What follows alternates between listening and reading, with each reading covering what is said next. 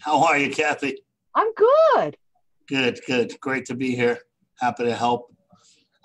So I started my e-commerce business back in 1996. Okay. So it's about 23 years ago. And I started selling on eBay, and I was selling things, that I had around the house. I was selling baseball cards, comic books, you name it. And then when digital cameras came on the scene a couple of years later, that's when my business really went to another level.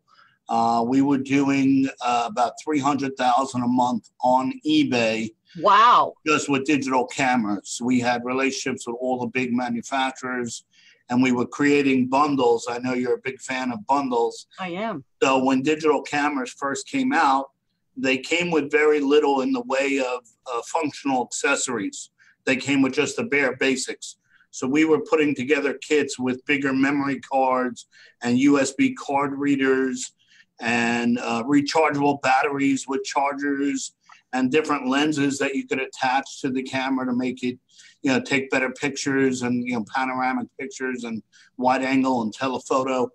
And we really created a whole business around, selling digital camera bundles on eBay. And I was running it out of my house, and I had cameras piled up to the ceiling in my bedroom.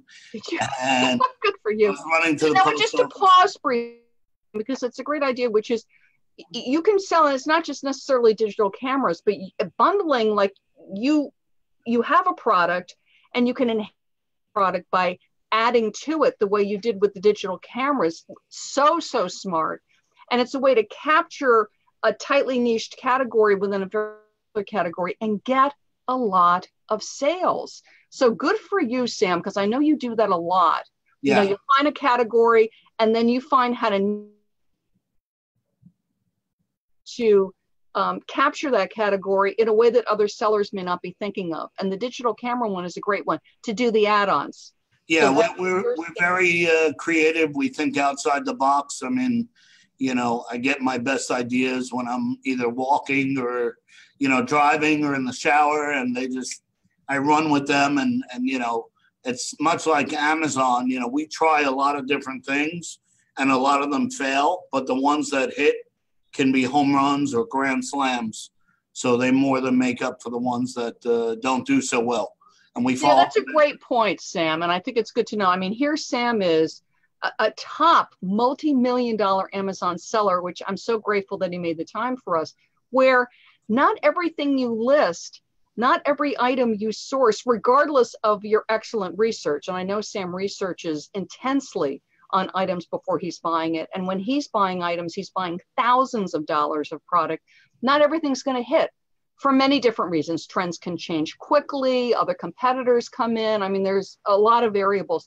But you'll test the 4 or the 5 or the 10 or the 20, and you have enough home runs to cover your losses on the ones that don't hit. So don't think you're a failure, because I see that sometimes, Sam. I'm sure you do too. Sellers are really beating themselves up because something's not working. Not everything is going to work. That's totally normal. Just keep going so you find the things that hit that will cover your losses on the things that don't hit, right? Right. And I always tell my clients, if you haven't made mistakes in buying products for resale, you haven't bought enough products. So I could show you my warehouse that's filled with mistakes over the 8 years I've been doing Amazon. Things that got recalled, things that got bad reviews, things that Amazon came in and, crushed the price, things that were hot and then just completely stopped the demand. So, we look at it kind of like Wall Street, where we do asset allocation. We don't buy too many of any one thing. We don't spend any more than, let's say, 5% of our sourcing budget on any one product, because we want to diversify. We want to, mitigate the risk. We want to make sure that if something goes wrong, that it's not going to cripple us. It's just going to slow us down a little bit. So we're very careful. So good. So just quickly, Sam, because we have newer sellers and more experienced sellers that listen to me.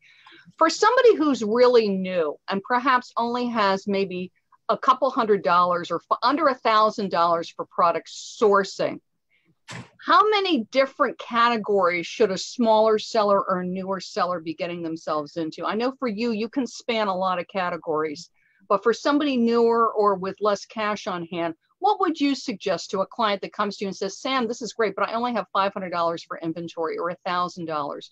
What would you say to that seller? So I would say, you know, my philosophy has always been we sell anything we can make money on. But there's a lot of value in diving into a niche and really understanding the ecosystem, whether it be eBay or Amazon or Walmart or Etsy or Poshmark or Jet, and really understanding who the buyer is, what they're looking for, what they're willing to pay. Because if you focus on a micro niche or a niche, you're laser focused, then when you go to do the sourcing, you'll know exactly what you can pay for something, exactly what you'll sell it for, exactly what the sales velocity should be. And, you know, I started just selling DVD movies. Yeah, tell your DVD story. That's a good one because many sellers can source DVDs and some sellers might be backing off DVDs because there's so much streaming now. So Sam, talk about that because that's something that's low cost and that can appeal to newer sellers and smaller sellers. Yeah, so I was a corporate level executive for a big electronics company in New York City, making well into six figures. And then the financial crisis came 2008, 2009, 2010. And we got word from the Chinese parent company that anybody who was making substantial money was either going to get cut or, you know, pay cut or let go. And so I knew I had to shift gears. I had to pivot. I had to find another, you know, business model. And I had a friend who was selling DVDs into Walgreens. And he was saying, hey, listen, I know you're struggling, you know, right now. Take these DVDs, go sell them wherever you want. I was selling them in flea markets for $1 each. And I was selling, you know, a few hundred a week, but it wasn't enough to sustain my family.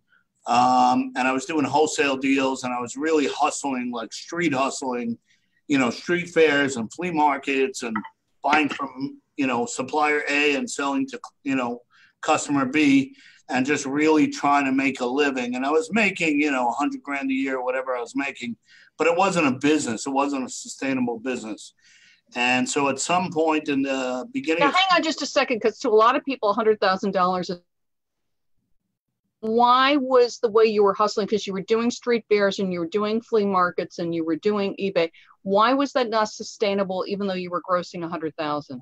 So I feel like it was very hit or miss. In other words, if I was doing a flea market outdoors and it was 80 degrees, nobody showed up. They went to the beach. And if it was 0 degrees, nobody showed up because it was freezing. And if it was raining, nobody showed up because it was raining. And so it was like very hit or miss. Okay. So it wasn't really a long-term, scalable, buildable, sustainable model, in my opinion. There's people, and you know, you saw the writing on the wall. Flea markets were going down, and you could bring the Hope Diamond to a flea market, and people will offer you $1 for it.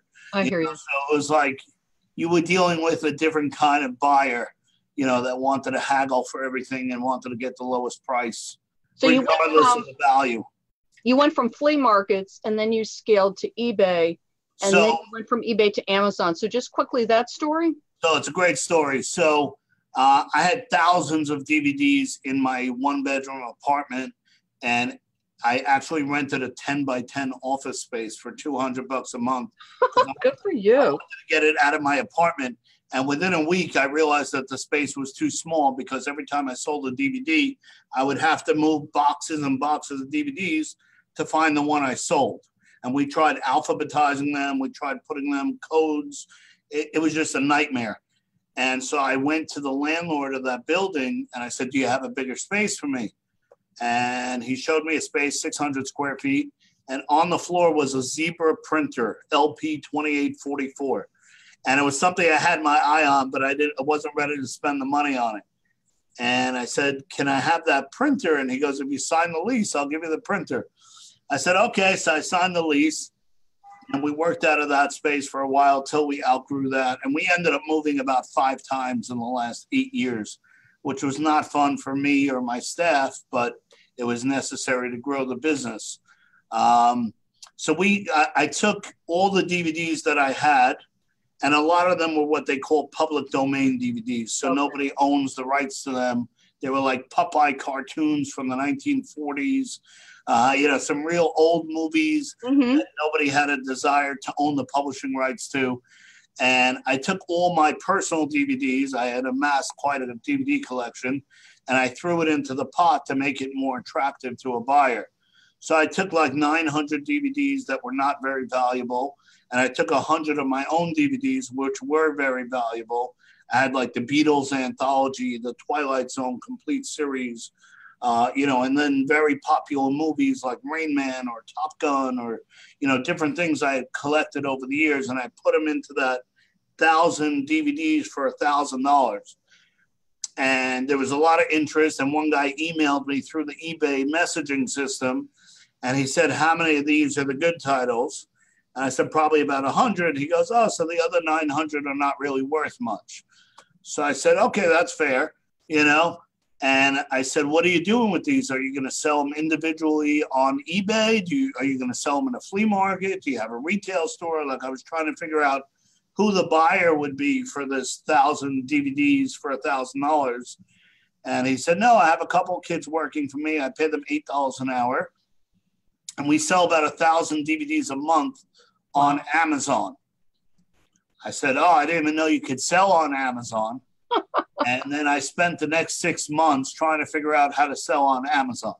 I started Googling, how do you sell on Amazon? And I would get the Google results, and I would read every page. It wasn't just first page results. I was just looking for anybody who could help me figure out how to sell on Amazon. Amazon had zero support at the time back in 2011. Nobody had a clue how to sell on Amazon. There was one guy, his name is Rob Anderson. He had a YouTube channel called Dollar Moves. And I used to watch his videos over and over again, hoping to learn something new each time I watched it. And I kept changing the phrasing of how do I sell on Amazon in Google, hoping to get different results. And I started selling right away. And I was doing merchant fulfilled. Okay. And I was doing about $25,000 a month in. And hang on just a second, because not everybody knows Amazon terms. So merchant fulfills means that Sam or the seller is shipping their own product. They're not using Amazon system, which is in place now called Amazon FBA or Fulfillment by Amazon, where you ship your product to Amazon.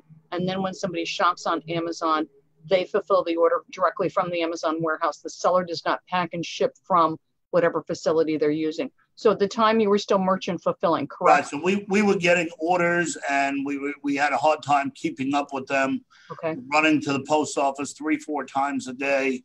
It's really like helter skelter. And I was talking to a software company who happened to be a software reseller for Amazon sellers. And I was picking the guy's brain, and I signed a contract with them that I was going to pay them 2.5% of my gross sales. And it was worth it for me to get the information from them that I needed. And the guy kept saying, you have to do FBA, Fulfillment by Amazon. You have to do it. Your goods will be eligible for Prime. Your sales will skyrocket. And it literally took me 6 months to figure out. The concept was foreign to me because I'm a retailer at heart. So I didn't understand that you send the goods to Amazon in a box. Nobody pays you. They put it on their shelves. And then once it sells, they ship it to the consumer, and they put money in your bank account. So that whole thing was surreal to me. It didn't make sense with everything I knew about business in the last 30 years. It was just a foreign concept that took me a while to wrap my head around. And then I had issues printing labels. So DVDs, everything has to be labeled. You can't commingle DVDs because there was a lot of counterfeits and a lot of piracy going on in that, market niche. So everything had to be labeled, and it took me literally days and days to figure out how to print the label to cover the UPC on the DVD where the barcode was scannable. Wow. And I was on the phone with Amazon and Zebra and UPS, and it was just, I was crying. I was working 18 hours a day. Wow. And I don't usually struggle with technology, but this was like above my pay grade. Mm-hmm. Amazon is like a million times more complicated than eBay if you don't know what you're doing. Yeah. And to that point, because we only have a few more minutes, Sam, because most of my sellers that listen to me are primarily eBay. So if I'm an eBay seller at whatever level, because again, I have sellers, you know, that are grossing 20, 30, 40,000. And then I have sellers that are doing multiple six figures. Is that monthly or annually? Say that. So starting to sell on Amazon. So let's say I'm selling on eBay. I'm doing very well and I am merchant fulfilling. Okay. So I'm fulfilling my own orders and I'm looking to spread out and also let's go to cameras. So I sell cameras or craft kits. I'm going to pick that and I'm going to go on Amazon. Is it okay when I first start to do merchant fulfilled, or do you recommend going right to FBA? I recommend going right to FBA because Amazon has a very strict seller guidelines. Okay. And if you're seller fulfilling and let's say the package gets lost, you're taking the blame. Okay. And you're dealing with tracking numbers. And you're dealing with something called A to Z claims, which is like chargebacks. And it can really shut you down on Amazon before you even get started. So I recommend information on your website about any basics about setting up. Yeah, sure. We have a 200-page guide on how to sell on Amazon. It's completely free. It's very detailed. It's constantly being updated. And it'll take you step by step. We encourage everybody to set up an LLC.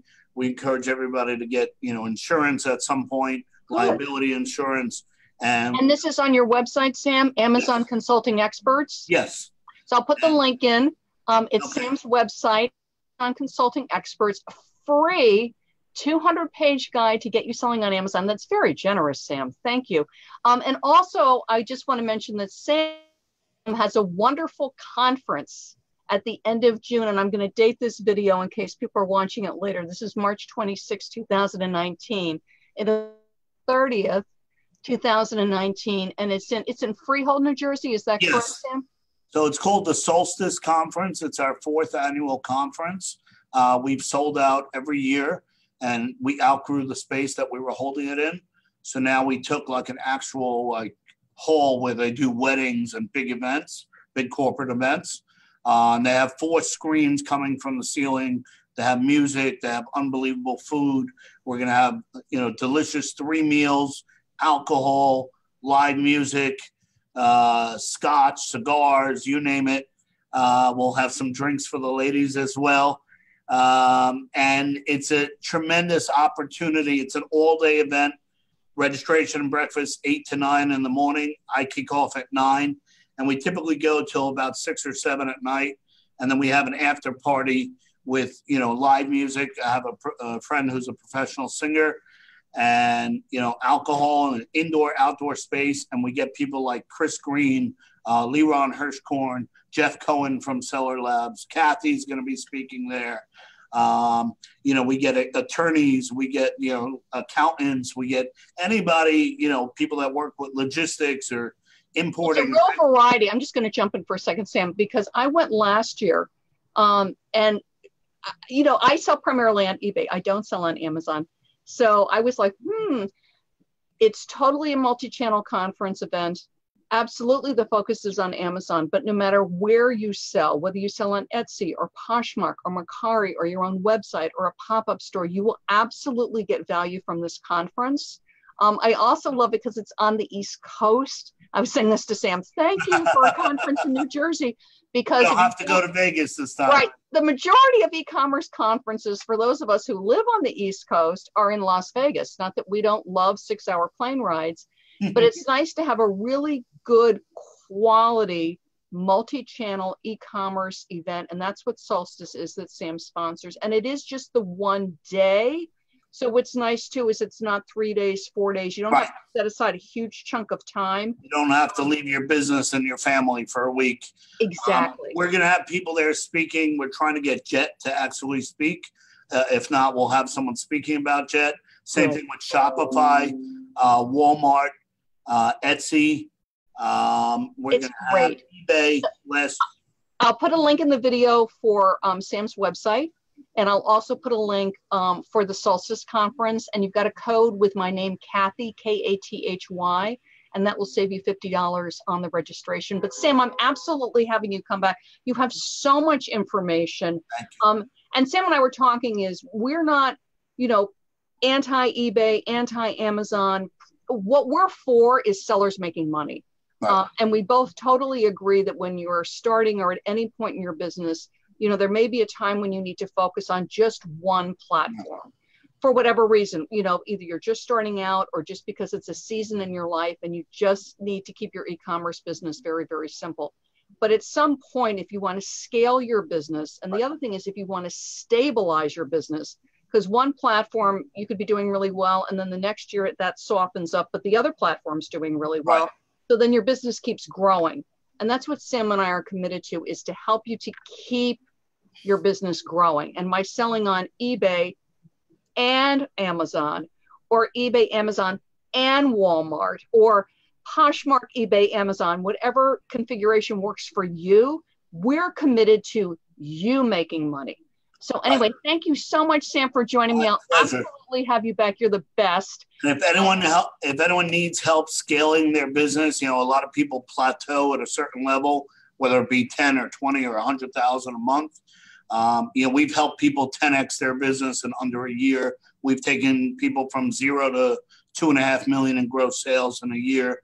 And now we're working with manufacturers, private label developers, and people in the fashion and footwear industries. And it's really an exciting time to be in e-commerce. Amazon is not saturated.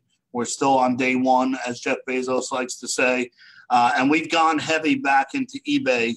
And it's definitely a nice bonus to have both those running parallel.